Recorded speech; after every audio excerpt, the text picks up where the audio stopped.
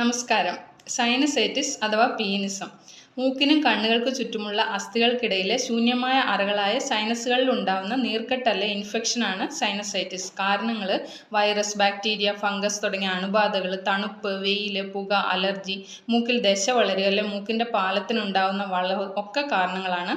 തലവേദനയും ഭാരവുമാണ് പ്രധാന ലക്ഷണം. കുനിയുമ്പോൾ പെയിൻ ഭയങ്കരമായിട്ട് കൂടും. മൂക്കൊലിപ്പ് പച്ച നിറത്തിലോ അല്ലെങ്കിൽ ബ്ലഡ് അല്ലെങ്കിൽ പഴുപ്പ് കലർന്ന കഫം ചിലപ്പോൾ വരാം.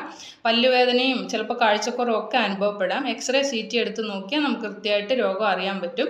ഇത് തുടങ്ങുമ്പോൾ തന്നെ നൊച്ചിയില, തുളസിയില, മഞ്ഞപ്പൊടിയൊക്കെ ഇട്ട് ഒന്ന് ആവി പിടിക്കുന്നത് നല്ലതാണ്. പിന്നെ ഇൻഫെക്ഷൻ കുറയ്ക്കുന്ന ത്രികടുക് ചൂർണ്ണ, ശിവനാറാമൃതം പോലുള്ള മരുന്നുകൾ ഉള്ളിൽ കഴിക്കുക. ബാലസർവാംഗം പോലെ രോഗപ്രതിരോധ ശേഷി കൂട്ടുന്ന മരുന്നുകൾ ഉള്ളിൽ കഴിക്കുകയും പീനിസ് തൈലം വെച്ച് കുളിക്കുന്നതും ഇടയ്ക്ക് നസ്യം ചെയ്യുന്നതും ഇടയ്ക്കിടയ്ക്ക് വരുന്ന ഈ ഒരു തലവേദനയും അല്ലെങ്കിൽ സൈനസൈറ്റിസ് തടയാനായിട്ട് നമ്മളെ ഒരുപാട് സഹായിക്കും.